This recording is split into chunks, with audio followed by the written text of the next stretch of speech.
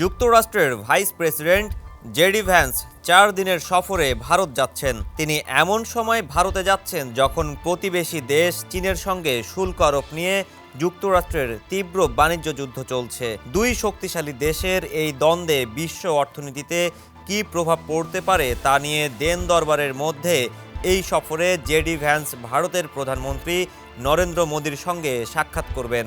অন্যদিকে জেডি ভ্যান্সের এ সফরের ঠিক আগ মুহূর্তে চীনের প্রেসিডেন্ট শি জিনপিং দক্ষিণ পূর্ব এশিয়ার গুরুত্বপূর্ণ বাণিজ্য সহযোগী দেশগুলো সফর শেষ করেছেন। পাল্টাপাল্টি শুল্ক আরোপ নিয়ে ক্রমবর্ধমান উত্তেজনার মধ্যে চীনকে একটি স্থিতিশীল ও নির্ভরযোগ্য বাণিজ্য অংশীদার হিসেবে প্রতিষ্ঠার লক্ষ্যে শি জিনপিং এ সফর করেন। সর্বশেষ 2 দিন আগে তিনি মালয়েশিয়া সফরে ছিলেন।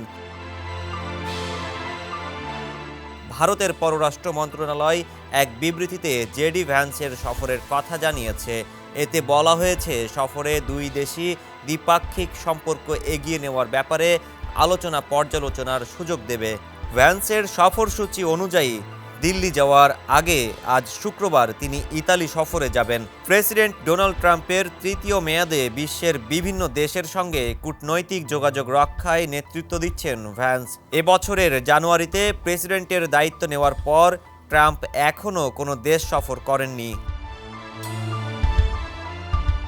বিবিসির প্রতিবেদনে বলা হয়েছে, সোমবার সফরের প্রথম দিন অর্থনীতি ও ভূ রাজনৈতিক ইস্যুতে তাদের মধ্যে বৈঠক হওয়ার কথা রয়েছে। উভয় দেশ আগামী কয়েক মাসের মধ্যে একটি বাণিজ্য চুক্তিতে পৌঁছাতে কাজ করছে। গত সপ্তাহে যুক্তরাষ্ট্রের প্রেসিডেন্ট ডোনাল্ড ট্রাম্প চীন ছাড়া বাকি সব দেশের ওপর উচ্চ শুল্ক আরোপের সিদ্ধান্ত 90 দিনের জন্য স্থগিত করেছেন। অন্যদিকে অন্য দেশগুলো উচ্চ শুল্ক এড়াতে যুক্তরাষ্ট্রের সঙ্গে আলোচনা চালিয়ে যাচ্ছে। মার্কিন শুল্ক নীতি ঘোষণার পরপরই দিল্লি ও ওয়াশিংটন বাণিজ্যিক সমঝোতায় দ্রুত পৌঁছাতে কাজ করে যাচ্ছে। ভারত ইতোমধ্যে বেশ কয়েকটি পণ্যের উপর শুল্ক কমিয়েছে এবং ট্রাম্পের হুমকির মুখে আরও বিস্তৃত পরিসরে শুল্ক কাটছাঁটের কথা বিবেচনা করছে বলে জানা গেছে। ডেস্ক রিপোর্ট, সমকাল।